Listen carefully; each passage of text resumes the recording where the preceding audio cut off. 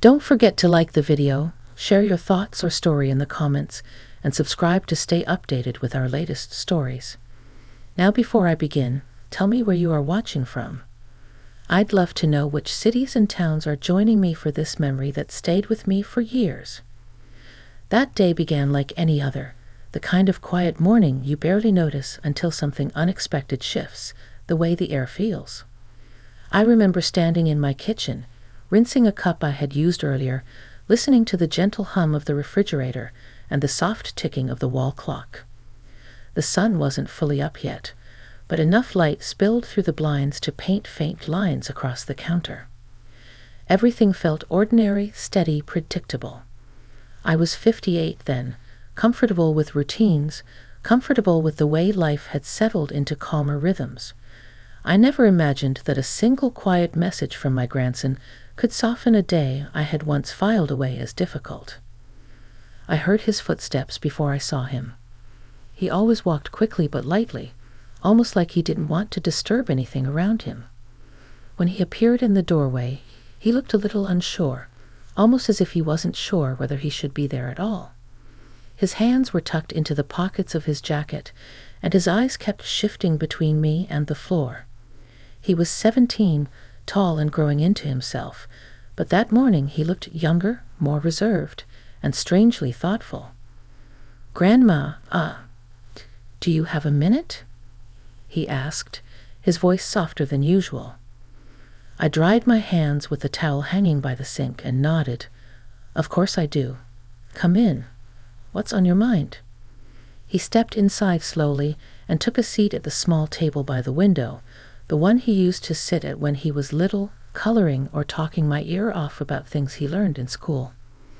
But now he sat differently, upright, quiet, almost protective of whatever he was holding inside. I poured us both some warm tea without asking him. It was something I always did when he looked troubled. Sometimes a warm cup made it easier to talk. He wrapped his hands around the mug but didn't drink. Instead, he listened to the faint birds outside and the occasional car passing on the street. I could feel something building in the silence, something he wasn't sure how to release.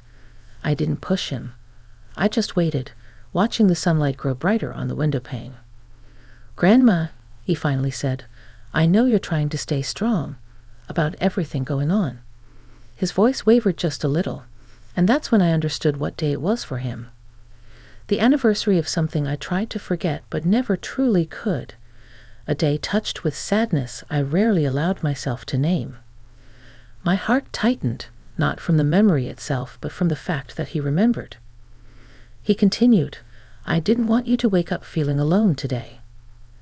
Those words, gentle, unexpected, spoken with a sincerity that made the room feel warmer. I think the world shifted quietly in that moment. You didn't know how much strength it took for me each year to walk through that day without letting it swallow me. And yet there he was, offering comfort in the simplest way. No grand gestures, no dramatic moments, just presence, just awareness. I took a slow breath and reached out, resting my hand lightly near his on the table, not touching, just close enough he could feel I appreciated him. "Thank you," I said softly. "I didn't expect you to remember." He shrugged slightly, still looking down at the tea. "I didn't forget. You always take care of everyone else.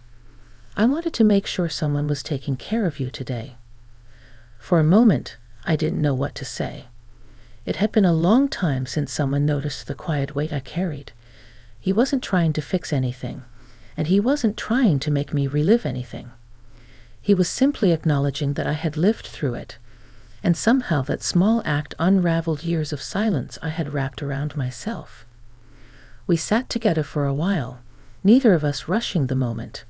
He didn't ask for stories or explanations. He just stayed, sipping his tea and letting me breathe in the comfort of having company on a morning that usually felt heavier than I wanted to admit. I realized then that sometimes the most meaningful moments aren't loud or dramatic. Sometimes they come in the shape of a quiet message, spoken gently by someone who sees you more clearly than you realize. And that morning, because of him, the day felt different, lighter, warmer, and no longer something I was walking through alone. When he finally looked up and met my eyes, I knew this was only the beginning of what he wanted to share.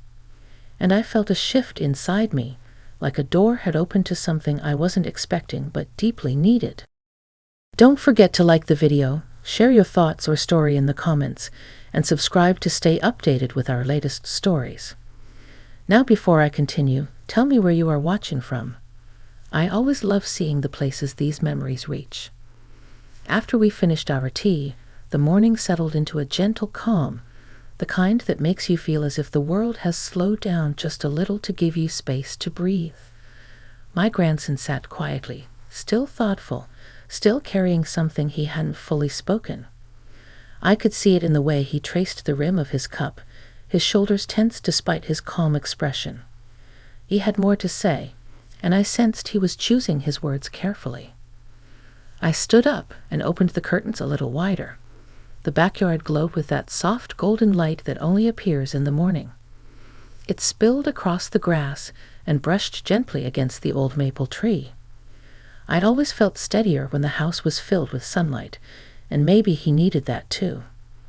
When I sat back down, he lifted his eyes to me in a way that felt almost like asking permission to continue. "Grandma, can I tell you something else?" he said, his voice quiet. I nodded. "You can tell me anything." He inhaled slowly, the kind of deep breath someone takes before pulling the truth from a place they've kept tucked away for too long. "I didn't just come because of the date. I came because I've been thinking about how you always stay strong, even when things get hard. I used to think you just didn't feel things the way I do. But now I realize you do. You just don't want anyone to worry." His words were soft, but they struck something deep inside me. He wasn't accusing me of anything, just observing, gently, honestly. And he was right. Over the years, I had become good at tucking my own feelings away so my family could lean on me. Somewhere along the way, I convinced myself that being strong meant being silent. He continued, "I guess I don't want to grow up thinking that hiding everything is the only way to handle life. I want to understand how you do it." My chest tightened with emotion, gentle emotion, not painful. This was a conversation I never expected to have with him, not at his age, not in this way. But he was old enough to see the outline of things, old enough to notice what others missed. I placed my hands around my own cup, feeling the warmth seep into my palms. Sweetheart, strength doesn't mean you don't feel things. It just means you choose how to carry them. Sometimes you carry them quietly because you don't want your pain to spill into someone else's life. And sometimes, I paused, searching for the right words, sometimes you forget that you're allowed to set those feelings down. He listened intently, nodding slowly. "I think I forgot for a long time that I'm allowed to ask for help too," I added. He looked surprised. "You ask for help?" I let out a soft breath. "Yes, even me. I just got used to taking care of everyone else, and eventually it felt easier to stay quiet about my own burdens." He leaned back in his chair, processing that. Something softened in his face, like understanding settling naturally. "I didn't know you felt like that." I didn't realize how much I needed to say it, I admitted. The room grew still again, but it wasn't the same silence as before. This one felt fuller, more open. Like a door between us had quietly unlocked. He reached into his jacket pocket and pulled out a folded piece of paper. For a moment he hesitated, then placed it gently on the table between us. "I wrote this a few nights ago. I wasn't sure if I should show you." I stared at the folded page, feeling a faint mix of curiosity and tenderness. "What is it?" I asked. "It's something I wanted to tell you, but I didn't know how to say it out loud." My heart began to beat a little faster, not in fear, but in the unexpected weight of his honesty. I could feel something important resting in that piece of paper, something he felt deeply enough to put into words. "Do you want me to read it now?" I asked softly. He nodded once, quietly. I reached for the paper, slowly unfolding it, not knowing that the words inside would take the morning in a direction neither of us expected, a direction that would change the way I remembered that day forever. I unfolded the paper slowly, smoothing it gently against the table. The handwriting was unmistakably his, neat in some places, rushed in others, as if the words had come to him in uneven waves. He watched me closely, not nervously, but with a quiet hopefulness that made me take a steadying breath before I began reading. The message wasn't long, but it carried weight. Every line spoke from a place of sincerity that caught me off guard. He wrote about how he'd been feeling lately, how school had been overwhelming, how he sometimes felt lost between who he was expected to be and who he was still figuring out. He wrote about the pressure of being the oldest child, the one everyone silently assumed would always turn out fine. And somewhere in those words, he admitted he didn't always feel fine. He didn't always feel steady. He didn't always feel brave. But what touched me most was the way he described me. He wrote that watching me stay strong through the hardest parts of life made him feel like he could get through anything, too. That even on days he felt unsure of the world, he found comfort in just being around me, sitting at my kitchen table, listening to me talk about things in that calm way I've had since he was small. He wrote that he didn't want to wait until he was older to tell me how much that mattered. By the time I reached the bottom of the page, my eyes felt warm. The kind of warmth that comes not from sadness, but from being seen in a way you didn't expect. I placed the paper down gently and looked at him. "I didn't know you felt all this," I said softly. He swallowed, his voice low. "I didn't think I should bother you with it. You've been through so much already." I shook my head slowly, absorbing his words. "You're never a bother, not for a single moment." He exhaled, the tension leaving his shoulders. There was something deeply brave about what he'd done, sharing feelings most adults struggle to admit, let alone teenagers who fear being misunderstood. "You know," I continued, "I didn't handle everything perfectly when I was your age either. I made mistakes. I doubted myself. I carried worries I didn't know how to talk about. But I wish someone had told me then what I'm going to tell you now." He leaned closer, listening intently. "You don't have to know everything. You don't have to be strong all the time. And you certainly don't have to face things alone. Life feels much heavier when you try to hold it all without letting anyone help." He rubbed his palms together thoughtfully. "I guess I just didn't want to disappoint anyone." I gave him a gentle smile. "The only way you could disappoint me is by pretending you're someone you're not. I want you to be honest with yourself. Honest with me. That's what matters."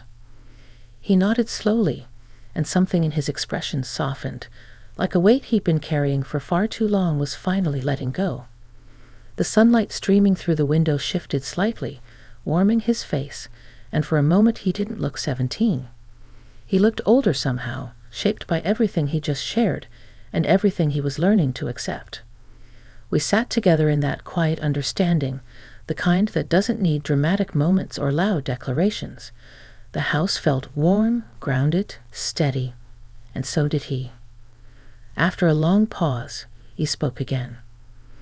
"Grandma," he said gently, "there's more I want to tell you. Not bad stuff, just things I haven't said yet, things I think you should know." I felt a small flutter in my chest, not fear, but anticipation. His tone wasn't heavy anymore.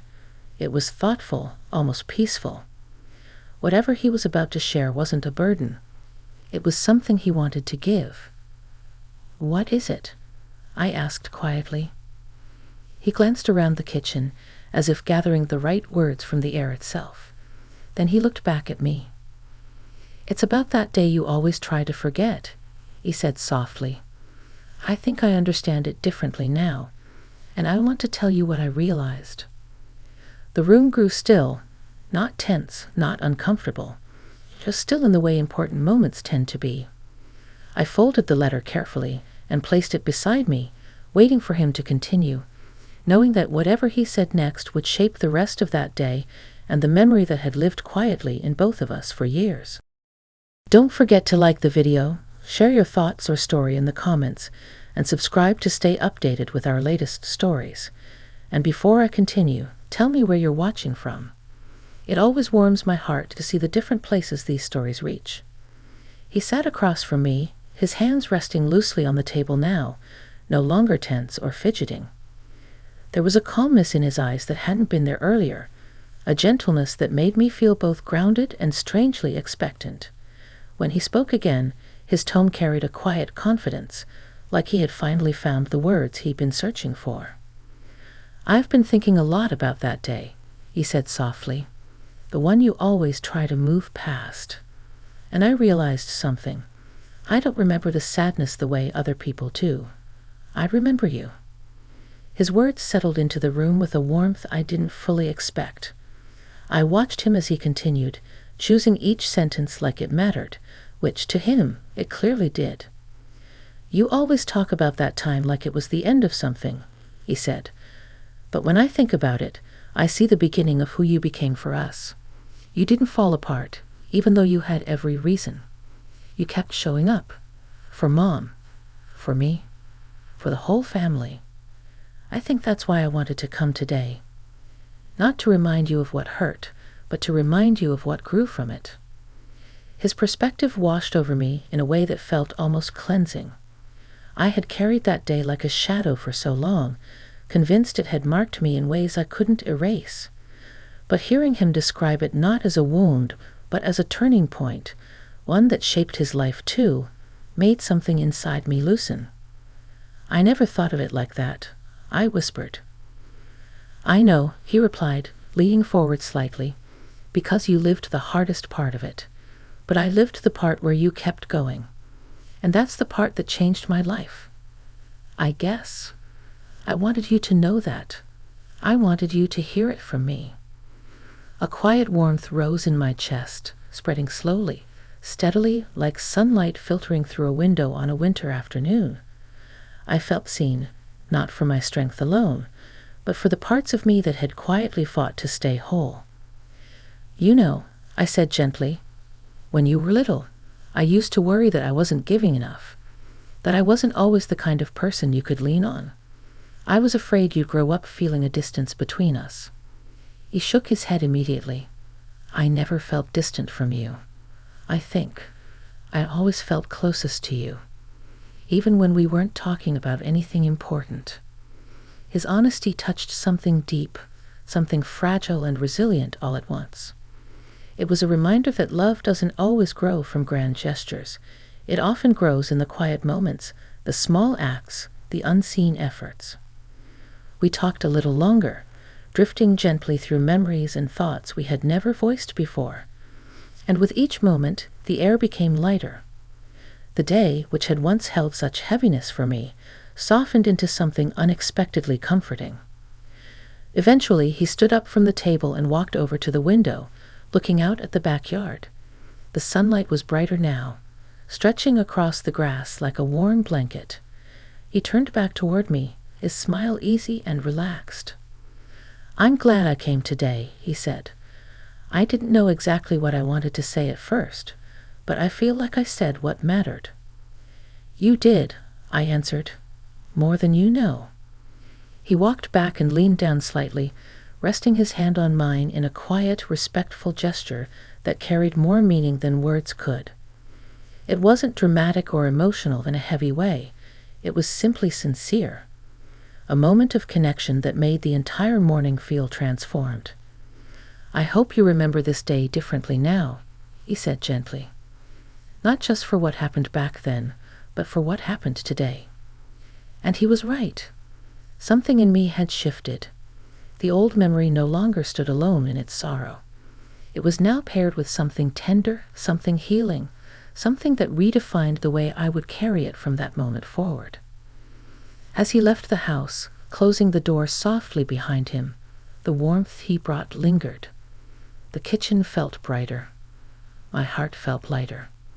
And for the first time in many years, that day felt less like a burden and more like a reminder of resilience, of connection, and of the quiet ways love can arrive when you least expect it.